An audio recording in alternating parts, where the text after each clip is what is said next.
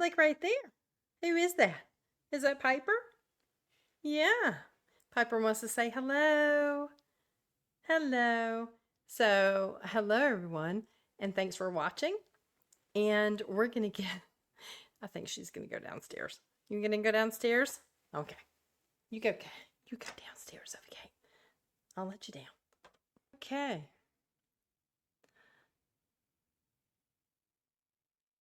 Okay, now that little one is downstairs and away. Right.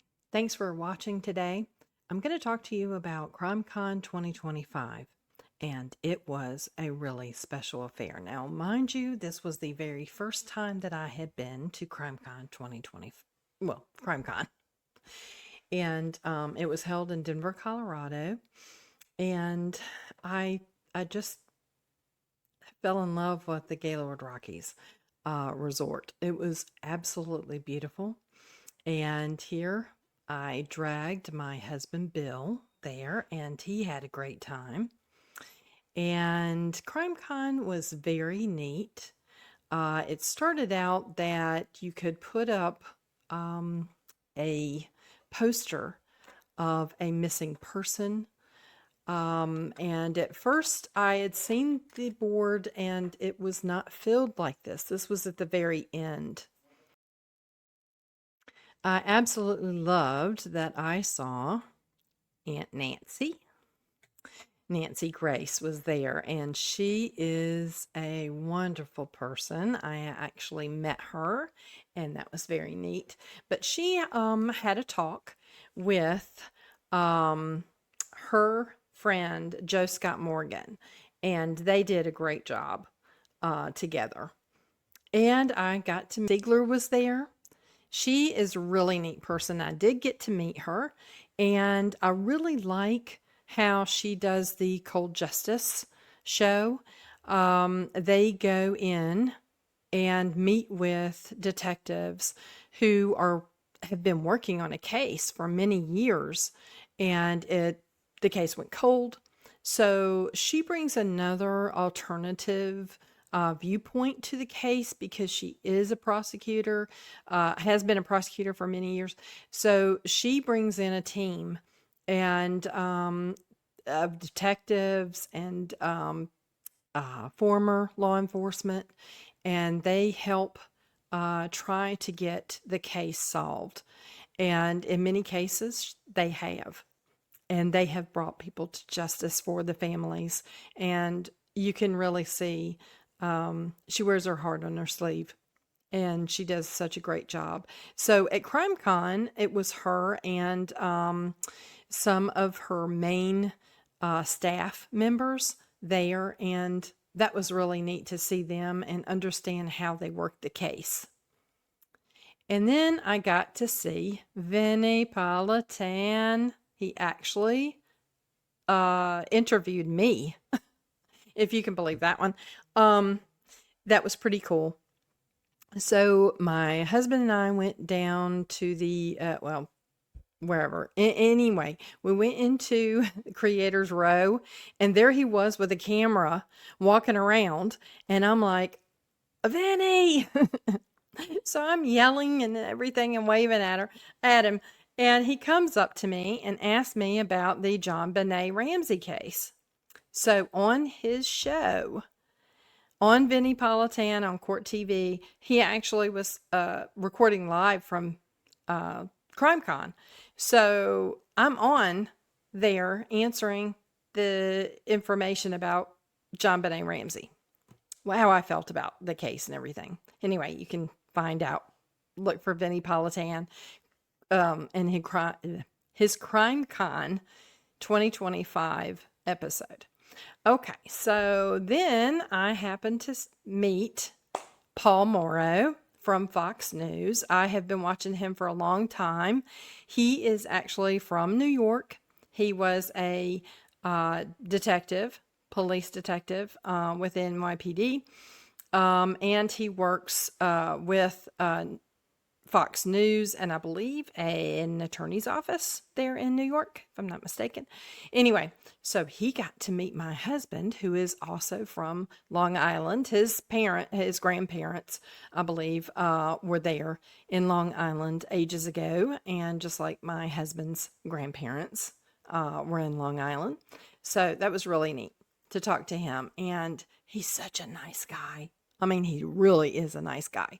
And he gives a great perspective on Fox News regarding the police detective side of a case. He has followed a lot of other cases. The Idaho 4 case I know of. I first saw him, if I'm not mistaken, when Gabby Petito was missing. I keep thinking that's when he was first on there. I might be wrong. Anyway, so then we met up with the True Crime Garage guys. Now, I will tell you this. I have listened to podcasts for a very long time. The audio podcasts. They do a great job. They're brothers, Nick and Patrick. Patrick's the captain. He's in the purple. And both of them are really cool guys. They have a really neat take on podcasts because they open up every one of their episodes with a beer and discuss where the beer comes from and a lot of the different breweries. And here in North Carolina, we are a ton of breweries. So they have a lot of the breweries around the country that they discuss, and they actually gave my husband a beer while they were there. So that was pretty cool. And it's just really neat when you go there and you meet all of these great people. That is just,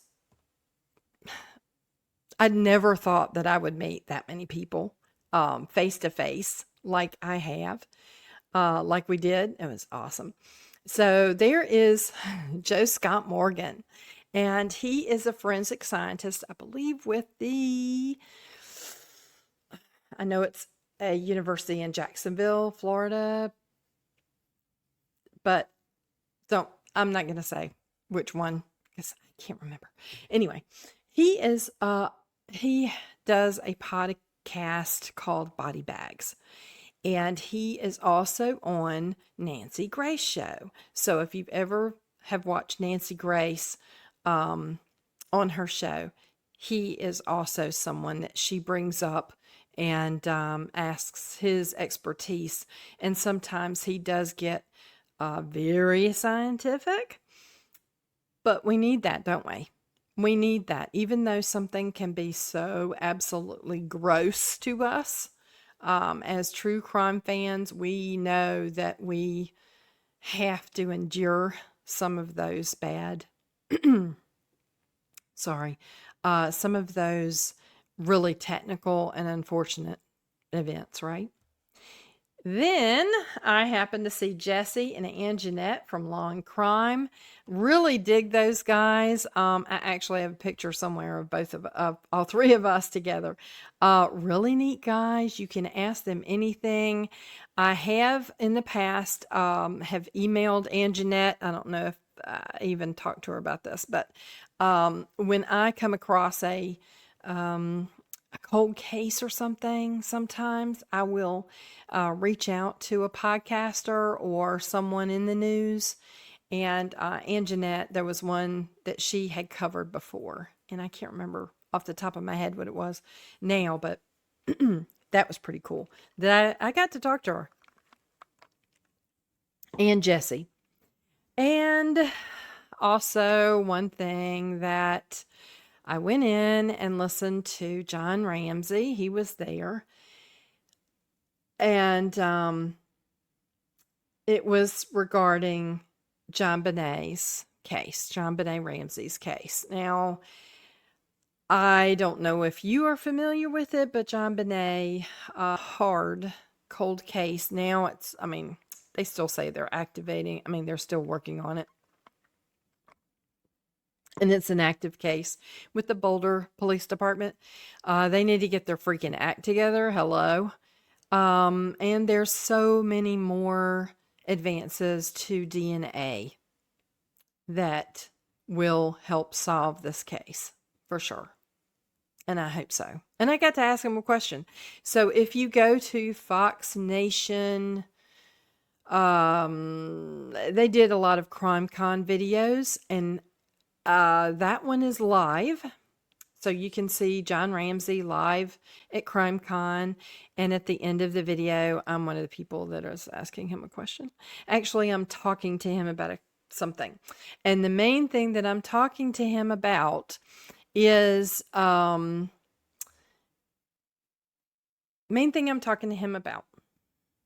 we need to push police departments to treat missing children as an active crime scene when they go to their house, if they go to their school, to a point, asking questions, everything like that. Mainly, get the parents out of that house, rope that house off, get them down to the police office department, and really ask them a lot of questions. And make sure that they are telling the truth. Hey, Sebastian Rogers probably could have been, those people didn't get, as far as we know, there's a lot of cases out there. I'm just going to not say anything about Sebastian right now. Getting back to CrimeCon. In John Ramsey's case, in the John Benet Ramsey case, the Boulder police should never have had all of those people walking through that house to begin with. They should have roped off the house, got the parents, got everybody out of that house. John Ramsey would not have been the one to find his daughter in that predicament.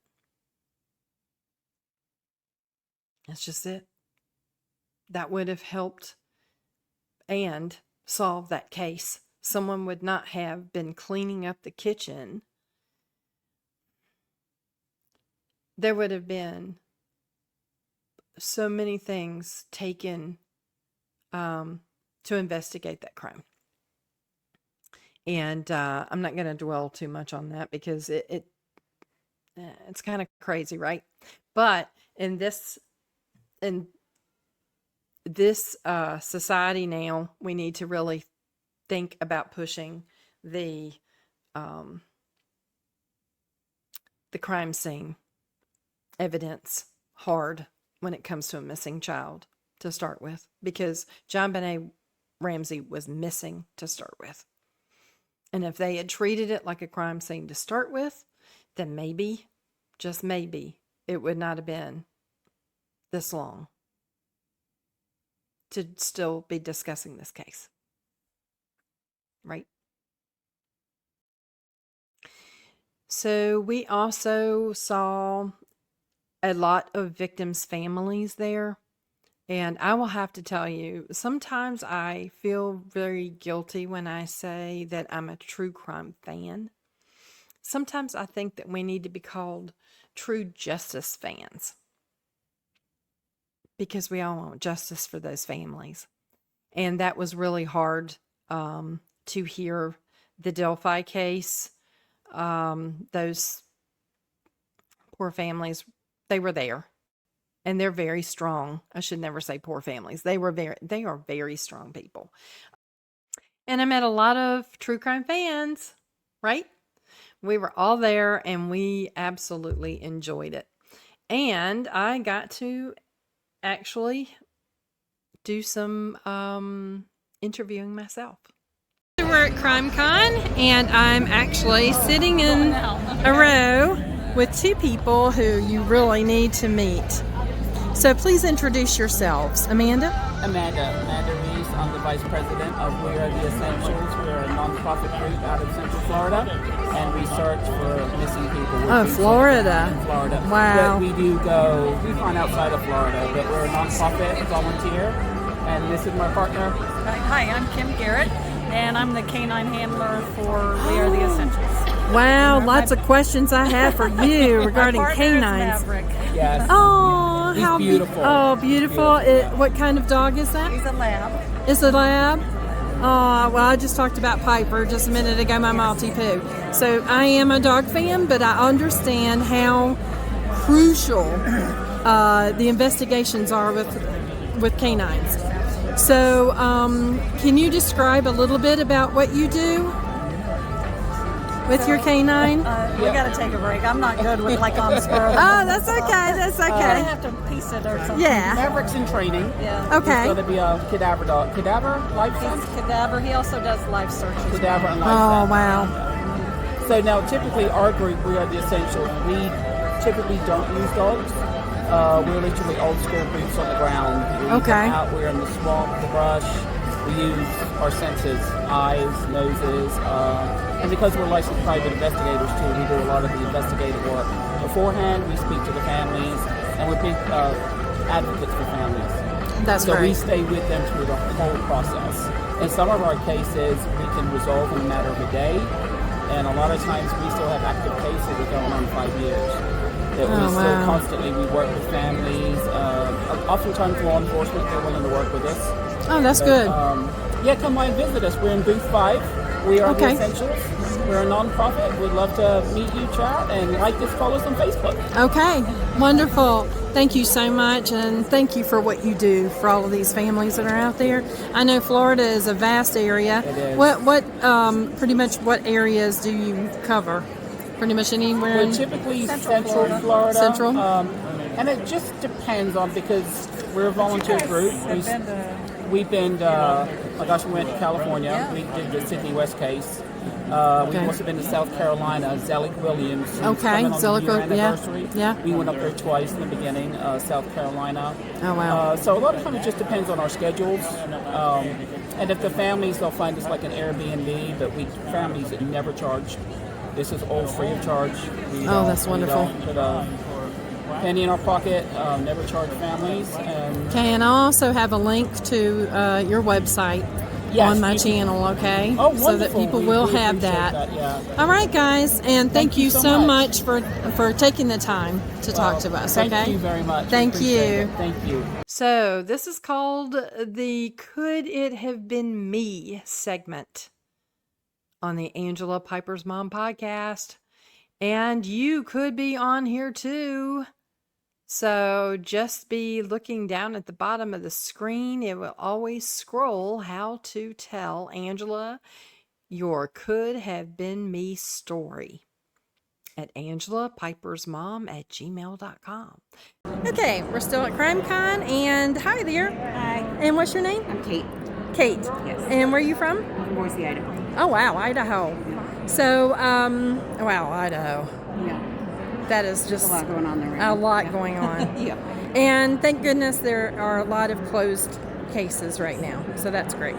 So, Kate, when was it that you could have said to yourself, after hearing about an incident, that, wow, that could have been me? I know exactly where it was. I wow. was in, I think, 5th grade. A girl named Stephanie Crane. She is from Chalice, Idaho. She went missing from a bowling alley, and nothing has been found since.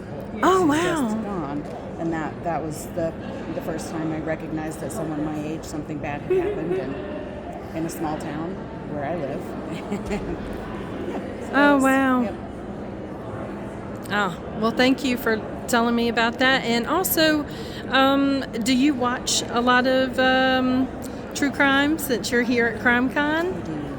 And maybe some of the people that you watch, do you watch mainly mainstream media or YouTube or? Yeah, mostly. I made true crime videos on TikTok for a while. Oh, great.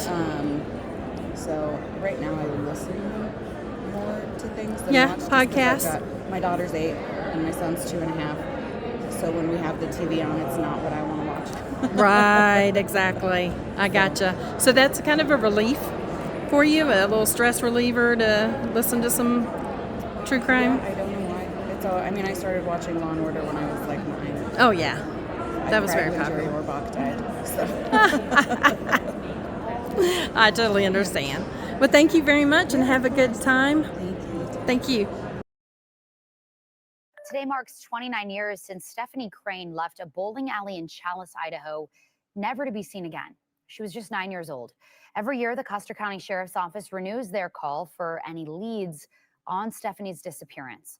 Our Jude Binkley talked to a dispatcher who was on call the night that she went missing. Jude? Morgan, the Custer County Sheriff's Office hasn't received any new tips for over a year now.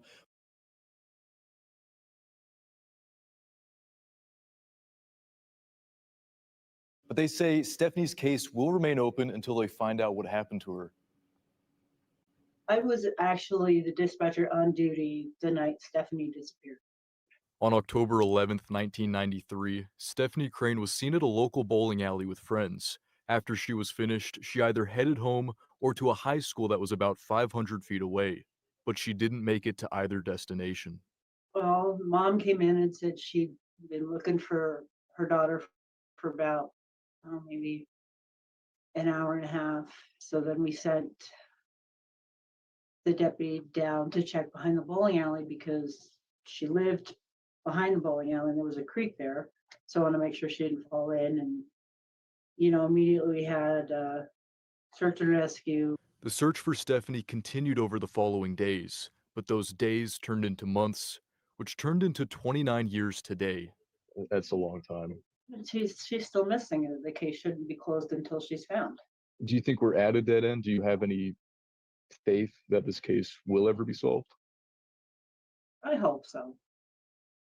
I like to keep a little bit of faith that it will be solved. There's no leading theory on what happened to Stephanie. We've had tips where we've gone and searched other areas of Custer County. Linda says the sheriff's office has gotten countless calls over the years. Not all of them have been helpful, though, from psychics saying they've had visions of Stephanie. My favorite one was that her body was buried by a tree in a mountainous area near a creek, which is most of Custer County. To people falsely claiming to be Stephanie. And we find out where they are, and we call that sheriff's office wherever they are, and go and get a DNA sample and send it in and have it tested against Stephanie's to find out if they are actually Stephanie, and they're not. The sheriff's office still follows every tip they get. Linda says they acted as fast as they could to get out information the night Stephanie went missing, but there wasn't an alert system in place. It didn't exist at the time, but Stephanie's case wouldn't have met the criteria. For an Amber Alert, you have to have the suspect's information, which we didn't have a suspect at the time. But Stephanie's case would have fit an endangered missing persons alert, which Governor Brad Little signed into law earlier this year. For that, you just need a missing person's description and their last known location. So we had a general location of where she was, and we had her description, so that would have gone out to Idaho and the surrounding area and would have let people know we had a missing child. I mean, we did the best we could to get the information out as quick as we could. Now, Stephanie's parents passed away in 1996 and 2012. She does have 3 sisters who are alive. If you have any tips, contact the Custer County Sheriff's Office or the National Center for Missing and Exploited Children, and tips can be given anonymously. Jude, so they're not calling this a cold case because they're still investigating all those tips and leads? Correct. It is an open case, and they say that that'll be the case for as long as they find out what happened to her, or until they find out. Haunting for Linda. All right, Jude, thank you.